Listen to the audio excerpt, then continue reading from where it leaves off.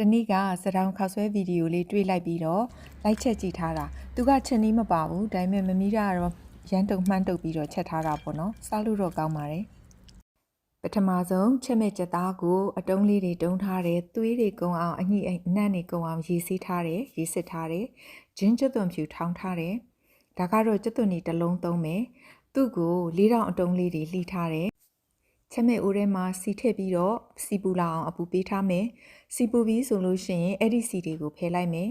ကြံတဲ့စီတွေကအဲ့လိုအငွေထောင်းထောင်းထလာပြီဆိုလို့ရှိရင်ခုနဖယ်ထားတဲ့စီကိုအိုးထဲပြန်ထည့်ပါမယ်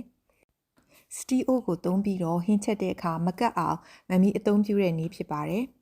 အဲ့တော့ကျွတ်သွန်နီတွေထည့်ပါမယ်ကျွတ်သွန်နီကိုနည်းနည်းလေးဣပြီးတော့အရောင်နည်းနည်းလေးကြည်လာတဲ့အထိချက်ပေးပါမယ်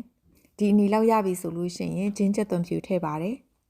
လေး3-4ချက်မှွေပြီးတာနဲ့ခုနတုန်းကရေစီးရေစစ်ထားတဲ့ကြက်သားတွေထည့်ပါမယ်။စနွင်းမှုန့်ထည့်ပါတယ်။ဒါငရုတ်သီးအစိမ့်မှုန့်အဆက်မှုန့်မှာသူကအယောင်သိမ့်မရအောင်ဆက်တက်ပတ်သွားတယ်။ပြီးတော့အချိုမှုန့်နည်းနည်းထည့်တယ်။ဒါကကြက်သားမှုန့်ထည့်တယ်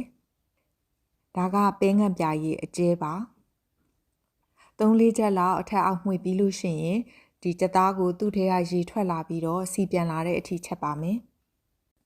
စားထည့်ဖို့မိသွားလို့စားထည့်မယ်နော်ပြီးလို့ရှိရင်တမအောင်မှွေပေးပါမယ်ပြီးလို့ရှိရင်အဖုံးလေးအုပ်ပြီးတော့ပြန်ချက်ထားမယ်အဲ့တော့မီးကတော့မီဒီယမ်လိုးနဲ့ချက်ပါတယ်စူပွက်လာပြီဆိုလို့ရှိရင်တော့မီးလျှော့ပေးတယ်အောက်မှာကတ်မနေဖို့အတွက်တော့တတိထားရတယ်ဘာလို့လဲဆိုဒီကကြက်သွန်တွေကြောင့်ကြက်သွန်တွေကအရန်ကတ်လွယ်တယ်တူးလွယ်တယ်အယောင်အတွဲကို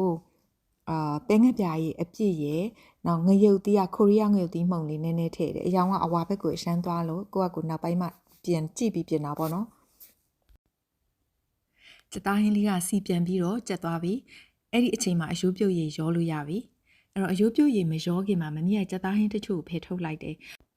ဒီပမာဏကိုလေကြက်ရိုးပြုတ်ရည်သာရောရရင်မမီးတို့3-4ရက်နဲ့လည်းစားမကုန်ဘူးဒါကြီးပဲစားနေရမှာဒါကြောင့်မလို့4ပွဲစာပဲခြံထားပြီးတော့အယိုးပြုတ်ရည်လေးရောတယ်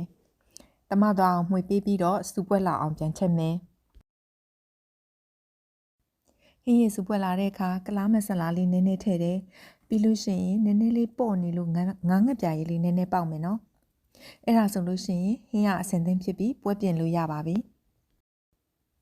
ခောက်ဆွဲထည့်မယ်ငရုတ်သီးအကျန်းဖက်ကိုကြော်ထားတာထည့်ပါမယ်ပြီးရင်စီဝါထည့်တယ်စီနီထည့်ပါတယ်ငါးငှက်ပြားရည်လေးနည်းနည်းထည့်မယ်ပြီးလို့ရှိရင်ဂေါ်ဘီနနံပင်ကြက်သွန်မိတ်နဲ့ကြက်သွန်နီတို့ထည့်ပါတယ်ပြီးရင်ကြက်သားဟင်းရည်ဆန်းပါမယ်ကြက်သားဟင်းရည်မှာလေးကြက်သွန်နီလေးတွေကအဖက်လေးတွေအတိုင်းကျန်နေရပါမယ်အော်ဒီစတောင်ခောက်ဆွဲတုံးမှာခောက်ဆွဲအပြားနန်းပြားကိုပဲသုံးပါတယ်ပြီးလို့ရှိရင်အပေါ်ကအကျွတ်ကျော်လေးဖြူပြီးတော့တံပြာရည်လေးညှစ်ပြီးတော့သုံးဆောင်လို့ရပါပြီအကျွတ်ကျော်မှာလေးအမှန်ကတော့ဂျုံခောက်ဆွဲကြော်ထားတာကိုသုံးတင်တာမမီးရဲ့ဂျုံကျော်တွေကလေကျိုးကြေပြီးတော့မလှမပဖြစ်နေလို့မိဖူးရဲ့စာကလေးကိုယူသုံးထားတာစားလို့ကောင်းတာ